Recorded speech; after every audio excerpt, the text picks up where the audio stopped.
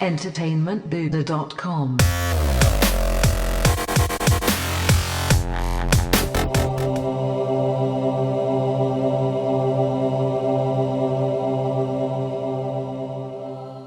Hey now, Supernatural Assassins, Matt Heywood here from entertainmentbuddha.com to review Arkane Studios' Dishonored 2.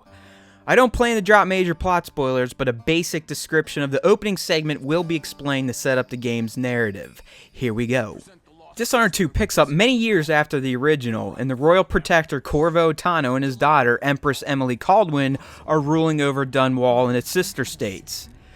We check in with the young Empress and her badass face mask wearing dad as they're holding court in Dunwall Tower. All seems to be normal until the Duke of Serkonis shows up and presents a challenger to Emily's rule, Delilah, who is apparently her half-aunt. It's at this moment that the game's plot kicks off, and you must make a major choice that will define the experience you have in Dishonored 2. The reason for this is that you must choose to play as Emily or Corvo, and there's no turning back after you make that decision. I opted for Emily, considering that I already had a spin with Corvo during the first game, so the narrative path I traveled down was all about her regaining the throne from her supernatural power-having auntie. I must note that this choice sets Dishonored 2 up to be a highly replayable game with tons of value because you will get two unique experiences out of it if you play both characters. Not to mention the freedom you have in playing this game, as you can opt for open warfare and bloodshed, or remain in the shadows and solve your problems diplomatically.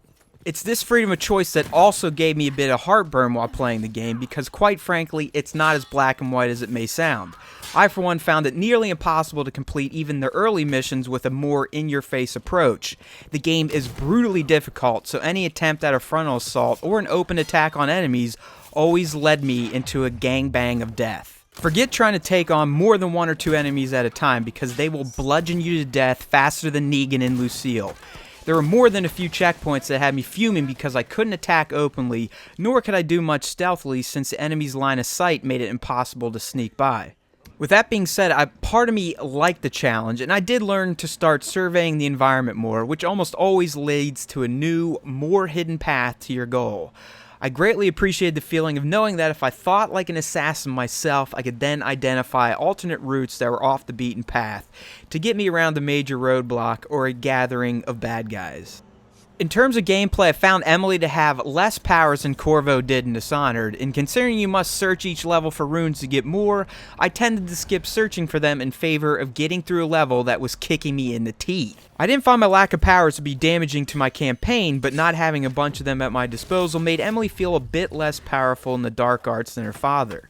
She's no slouch with her dad's blade though, so I knew I could always rely on in a sticky situation to separate an NPC's body parts from his or her torso. I found each mission to be unique, and as I mentioned before, you almost always had a chance of solving them with force or with diplomacy. I opted for force, which definitely led to my friendly NPCs looking at me differently as each level was completed. By the end, they thought that I was just as big of a terror as Delilah, so again, Dishonored 2's narrative structure sets it up to be played multiple times. Hell, I would say you could play it 4 times, and each one would be unique. Twice as Emily, alternating between brutality and peace, and the same for Corvo. While Dishonored 2's gameplay is punishing and frustrating at times, it's still a well-made experience that can be gratifying when you get past the difficult section. Unfortunately, I can't say the same about its visuals. I'm fully aware that Arkane is shooting for a stylized look in Dishonored 2, so I'm not bitching about the slightly cartoonish appearances of the characters. Rather, I'm taking umbrage with the overall graphical presentation, which to me looks like something you expect to find on the Xbox 360 or PS3.